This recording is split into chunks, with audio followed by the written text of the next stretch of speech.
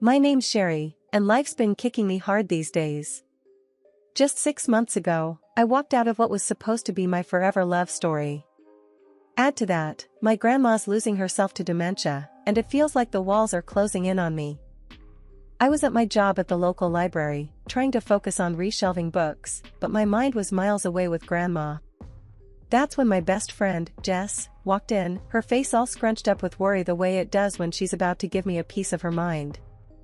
"Sherry, you look like hell," Jess stated bluntly, her hands on her hips. "Thanks, Jess, you always know how to cheer me up," I replied, the sarcasm dripping from every word. "No, seriously, Sherry. This ain't healthy. You need help, someone professional to talk to," she insisted, her gaze softening. I knew she was right. The sleepless nights and constant anxiety were wearing me down. So, I sighed. "Maybe you're right. Do you know anyone?" She nodded eagerly. "Dr. Fisher. Heard he's good with cases like yours. I'll text you his details." I wasn't sure about spilling my guts to a stranger, but something had to give. The very next day, I found myself sitting in Dr. Fisher's office, a cozy room with soft light and too many diplomas on the wall. He was older, maybe in his late 40s, with a calm demeanor that made the room feel safer. "So, Sherry, tell me what's been troubling you," he began, his voice smooth and reassuring. "Where do I even start?" I thought. "It's everything. I left my fiancé, my grandma's sick, and I just feel stuck," I managed to say, the words tumbling out. Dr. Fisher nodded, jotting down notes. "It sounds like you're carrying a heavy load. Let's unpack that together, shall we?"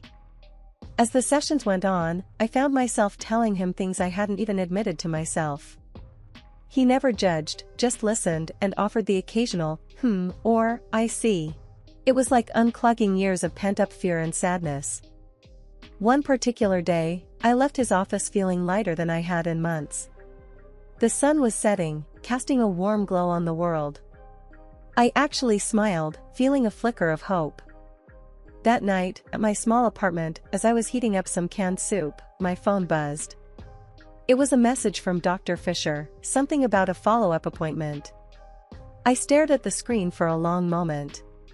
This guy was becoming my lifeline, and part of me hated that I needed him so much. The days turned into weeks, and before I knew it, 2 years had passed since I first stepped into Dr. Fisher's office. I started feeling like I could breathe again without a boulder pressing on my chest. I even managed to laugh genuinely at a joke Jess made. It was during one of these lighter moments that my phone rang. It was an unknown number, but I picked it up anyway. "Hello, Sherry, it's Dr. Fisher," the voice on the other end said. I was taken aback. "Dr. Fisher? Is everything okay?" I asked, a hint of worry creeping into my voice. Yes, everything's fine. I was calling to discuss your progress and, perhaps extend an invitation," he said, a nervous chuckle following his words. "An invitation?" I echoed, curiosity piqued. "Yes, I thought, perhaps, we could meet for a coffee, outside the office. You've made tremendous progress, and I think it might be beneficial to see things from a new perspective," he suggested. I paused, chewing my lip. This was uncharted territory. "Isn't that, like, against some rule or something?" I finally asked. There was a brief silence. "Well, you're not my patient anymore. I thought it might be nice to catch up in a more relaxed setting," he replied. Something about the way he said it made me agree. "Okay, sure, coffee sounds nice," I said, trying to ignore the flutter in my stomach. We met at a local cafe the following Saturday. It was weird seeing him outside the office, in jeans and a casual shirt. He looked normal, almost like a different person. "You look well, Sherry," he said as he greeted me with a warm smile. "Thanks, Dr. Fisher. I feel better too," I replied, tucking a loose strand of hair behind my ear. "Please, call me Robert. We're not in the office now," he said with a light laugh. I nodded, feeling a bit awkward. "Okay, Robert." The conversation flowed surprisingly easily. We talked about everything and nothing. He told me about his love for hiking and how he always wanted to visit the Grand Canyon. I shared my newfound love for painting, a hobby I took up as a form of therapy. As we sipped our coffee, he leaned in, his eyes serious, but kind. "Sherry, I've seen you grow and overcome so much. You're incredibly strong, you know that?" I blushed, unaccustomed to such direct praise. "Thanks, I guess I had a good therapist," I replied with a small smile. He chuckled. "Well, I can't take all the credit. You did the hard work." The cafe began to empty as we continued talking, oblivious to the time passing. It was only when the waiter came to clean up that we realized hours had flown by. "Guess we better head out," I said, feeling a twinge of disappointment. Robert stood up, offering a hand to help me up. "Sherry, I've enjoyed this more than I thought. Would you be interested in doing this again? Maybe dinner next time?" I hesitated, a mix of excitement and caution swirling inside me. But looking into his sincere eyes, I found myself nodding. "Yeah, dinner sounds great."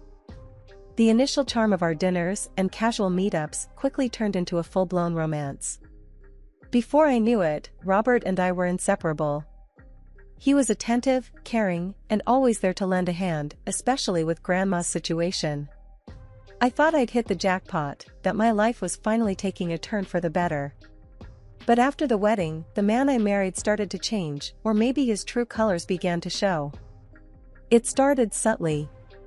He'd make comments about my friends, "You're better off without them," or "They don't really care about you." At first, I brushed it off as overprotectiveness, but then it got worse. He became possessive, needing to know where I was every minute of the day. His control seeped into every aspect of my life. He insisted I quit my job, saying he didn't want me to stress about work. "You don't need to work. I can provide everything. Trust me, Sherry," he'd say, his voice firm. But it wasn't about the money. It was about freedom, about having something that was just mine. Yet, I found myself nodding along, resigning from my job, and becoming entirely dependent on him. That was his plan all along. Then came the isolation. He'd check my phone, monitor my calls and texts. "Who are you talking to? Why are you laughing? Tell me," he'd demand, his eyes wild with an unsettling intensity. "It's just Jess, you know her," I'd stutter out, feeling like a child caught in a lie. He'd snort. "Jess, huh? She's no good for you. I don't want you talking to her anymore." It was insane. I felt like I was losing my mind. One day, I couldn't take it anymore. I confronted him, my voice shaking but loud. "I can't do this, Robert. I can't live like you're my warden. I need my life back." He just laughed, a cold, heartless sound that echoed through the house. "Your life? Sherry, your life is with me now. And if you even think about leaving, what about your grandmother? Without me, she's back on the streets. Remember that." I was trapped. Every time I thought about standing up to him, about leaving, the image of my sweet, confused grandma being thrown out of the care facility would stop me dead in my tracks. I was caught in a web of his making, every move calculated to keep me under his thumb. Nights became my only solace, the only time I could cry without fear of reprimand. I'd lay in bed, the man I thought I loved snoring next to me, and wonder how I got here. How did the charming, caring man I married turn into this monster? I realized too late that the signs were there from the beginning. His need for control, his dismissal of my friends, his insistence on me quitting my job. I was blinded by the need for love, for someone to care. And now, I was paying the price. I had to do something, anything. I couldn't live like this, not really living at all. But every time I thought about acting, his threats against my grandmother would paralyze me. It was a vicious cycle of fear, control, and utter hopelessness. And I had no idea how to break free. After months of being under Robert's thumb, I felt like I was fading away, becoming a ghost in my own life. The vibrant, independent woman I once was had been replaced by a shadow, flinching at the sound of his voice, jumping at the slam of a door. The house felt like a prison, and Robert was the warden, his rules the chains binding me. One evening, as we sat in what was supposed to be our cozy living room, the tension was particularly thick. I was on edge, trying to appear small, invisible, but he was like a storm, brewing and ready to burst. "Why don't you ever look at me when I talk to you?" Robert snapped suddenly, his eyes narrow slits. I flinched. I'm sorry, I was just thinking about something. Always thinking, always in your head. You're here with me, remember that. I'm your husband. His voice rose with each word, the last almost a shout. I nodded, murmuring apologies, trying to placate the rising fury in him. But it was no use. He was in one of his moods, and there was no calming the storm. "You know what? I've had enough of this attitude. You need to learn." His voice was cold, calculated. Before I could react, he grabbed my arm, his fingers digging into my skin. "Robert, please, you're hurting me," I cried out, fear overtaking me. He dragged me to the small storage room, the one place I hated the most. It was dark, windowless, a tiny box of a room. "Maybe some time in the dark will teach you to appreciate what you have," he hissed, pushing me inside. I stumbled, falling to the cold floor as he slammed the door shut, plunging the room into complete darkness. My heart raced, panic clawing at my throat. I've always been terrified of the dark, a fear I once shared with him, back when I thought he cared. "Robert, please. Let me out. I'm scared of the dark, remember?" I shouted, my voice cracking. His laughter was the last thing I heard before his footsteps faded away. There I was, alone in the dark, the weight of my situation crushing me. I curled up in a corner, my body shaking with sobs. Time passed, I don't know how long. It felt like an eternity. Every creak and whisper of the house made me jump, my imagination conjuring monsters in the shadows. But the real monster was just outside the door, the man I had married. Finally, the door creaked open, a sliver of light cutting through the darkness. "Have we learned our lesson?" Robert's voice dripped with mockery. I couldn't speak, couldn't look at him. I just nodded, anything to get out of that room. He pulled me up, his grip still tight but slightly less punishing. "Good. Remember this feeling, Sherry. Remember who's in charge here." As I stumbled back to the living room, my legs weak and my eyes adjusting to the light, I felt a deep, burning shame. How had I let it come to this? How had I become someone so weak, so controlled? But beneath the shame and fear, a spark of something else flickered. Anger. I was angry at him for treating me this way, and angry at myself for allowing it. That dark room had been a wake-up call. I couldn't live like this, couldn't let him snuff out the last bit of me. Amidst the despair of my darkening world, a glimmer of unexpected hope emerged. I discovered I was pregnant. As I held the positive test, a wave of emotions overtook me, fear, uncertainty, but also a fierce protective love. I clung to the hope that this news might soften Robert, maybe even bring back a trace of the man I had fallen in love with. With a trembling heart, I approached him that evening. "Robert, I have something to tell you. We're going to have a baby." His reaction was immediate and terrifying. His face contorted not into joy, but into a furious scowl. "A baby? No. That's not going to happen, Sherry." I recoiled, the harshness of his words cutting through me. "But it's our child," I pleaded. "Maybe this can change things, make them better." He was unyielding, his voice icy as he spat out his next words. "No, Sherry. It's going to change nothing. You're going to get rid of it." I felt a surge of defiance against his cruel demand. "No, I won't do that. This child is part of me." In a rage, he grabbed my arm, his fingers pressing into my flesh painfully. "You don't understand, do you? You're mine, everything you have is mine. Your fears, your body, your future." I struggled, but he was too strong. "Robert, please, let me go." Instead of relenting, he dragged me to a small, locked room in the back of our house, a place he knew I avoided at all costs. The room was dark, damp, and crawling with spiders, my deepest, most paralyzing fear. With a shove, I was inside, the door slamming shut behind me. The sound of the lock clicking was like a death knell. My heart raced, and I could hear the skittering of spiders in the darkness. I was trapped, the small space closing in on me, the creeping terror of the spiders consuming me. "Let's see how long your maternal instincts last now," he taunted from the other side of the door. I screamed, pounded on the door, but it was useless. The hours stretched on in that dark, horrifying space. My mind raced with fear for myself and my unborn child. How could I bring a life into this nightmare? Eventually, the door opened. Robert's silhouette filled the doorway, a smirk on his face. "Well, have you thought it over? Will you get rid of the problem now?" Weak, terrified, but resolute, I whispered through my tears, "No."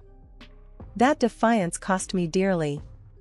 He left me there longer, the spiders, my only company. The last thing I remember is falling to the floor and fainting. Waking up in the sterile white of the hospital room, I was momentarily disoriented, the beeping machines and four-line foreign intruders in my muddled consciousness. Memories flooded back, Robert, the spiders, the darkness, and a shudder rippled through me. But amidst the fear, a new sensation bubbled within me, the fierce, protective love for the tiny life growing inside me. I knew I had to act, not just for me, but for my unborn child. As soon as I was alone, I carefully pulled out the phone I had hidden away and dialed my cousin, Mark, who worked in the FBI. His voice was a lifeline as I whispered my situation, each word a mixture of fear and hope. "Mark, it's Sherry. I need help. It's Robert. He's..." My voice broke, the reality of it all threatening to overwhelm me. "Sherry, slow down. Tell me everything." Mark's voice was calm, steady. I recounted everything, each word lifting a bit of the weight off my shoulders. Mark's responses were terse, professional, but underneath I could hear the undercurrent of rage. "Sherry, listen to me. I'm going to help you. We're going to get you out of there, but you need to be strong a little longer. Can you do that?" he asked. I nodded into the phone, a silent promise to myself and my baby. "I can, Mark. I have to." "Good. I'm going to make some calls. We'll act fast. Just hang tight and don't do anything to arouse his suspicion," he instructed. I agreed, the plan forming a fragile lifeline in the chaos. The rest of my hospital stay was a blur of doctors and whispered phone calls, each moment stretching into eternity as I awaited my release. When the day finally came to return home, a heavy dread settled over me. The house that once promised love and safety now loomed like a monster, its walls surely echoing with the screams and tears of the past months. Robert was waiting, his presence filling the room like a dark cloud. I braced myself for the confrontation, the culmination of all the fear and resolve that had been building inside me. "Sherry," Robert began, his voice eerily calm. "You're back. How was the hospital?" I kept my voice steady, masking the storm of emotions within. "It was fine. I'm feeling better," I lied, meeting his gaze with a feigned calmness. He circled around me, like a shark sensing blood in the water. "Good, good. Because we need to talk about the situation." His eyes flicked down to my still flat stomach, a sneer curling his lips. I clenched my fists, feeling the baby stir within me. "There's nothing to talk about. I've made my decision." Robert's face twisted into a mask of fury. "Your decision? You think you have a choice here?" I swallowed hard, standing my ground. "Yes, I do. This is my body, my child. I won't let you control me anymore."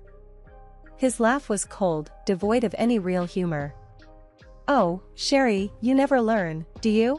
I always have control. Always." But this time was different. I had a plan, a lifeline.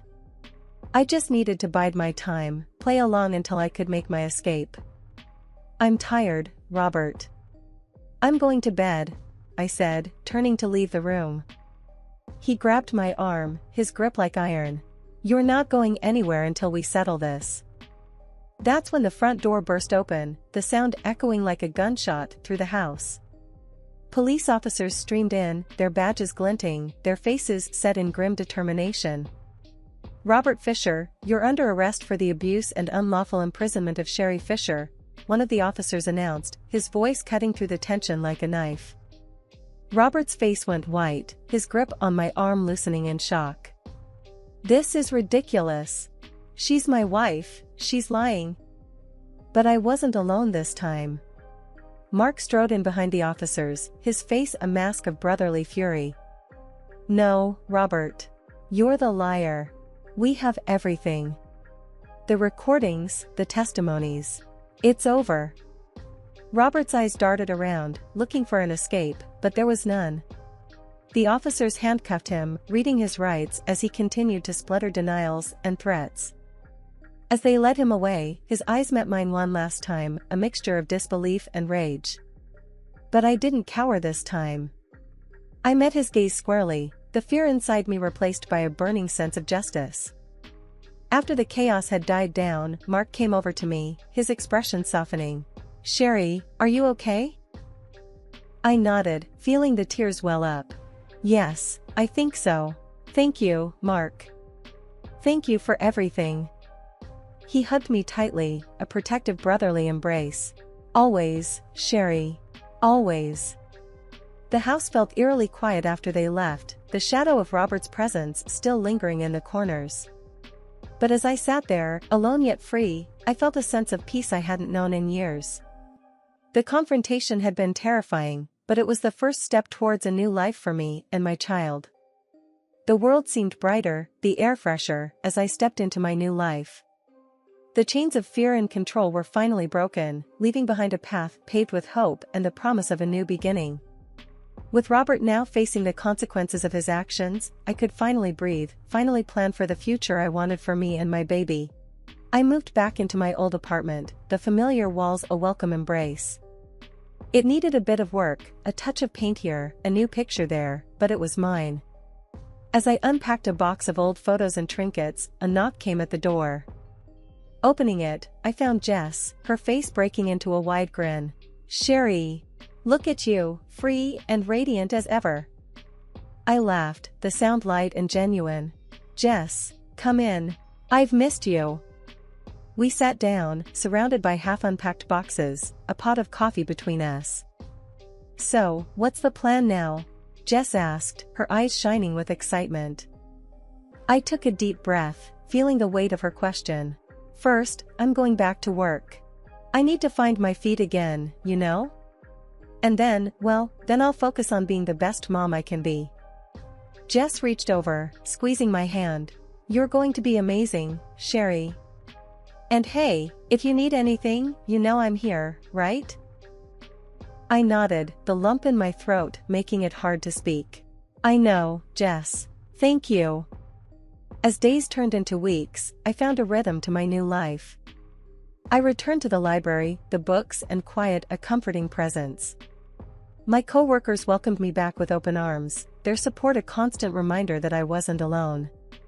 The pregnancy progressed, each doctor's visit a mixture of nerves and excitement. And then, one cool autumn morning, my son was born. Holding him in my arms, everything else faded away. He was perfect, a tiny beacon of hope and love. The legal battles with Robert were tough, emotionally draining, but I stood firm, bolstered by the support of Mark, Jess, and my legal team. In the end, justice was served. Robert would spend years behind bars, his threats and control finally silenced. I received a settlement, a sum that secured a comfortable future for my son, my grandmother and me. But more than the money, it was the freedom it represented that mattered. I was no longer bound to a man who saw me as nothing more than an object to control. I was free. As my son grew, so did I. I learned to trust again, to laugh without reservation, to love without fear. I made new friends, reconnected with old ones, and found joy in the little things. One day, as I watched my son play in the park, a thought struck me. We did it, little one. We're really doing it, I whispered, tears of happiness glimmering in my eyes. He looked up, his little face breaking into a smile, and for a moment, everything was perfect.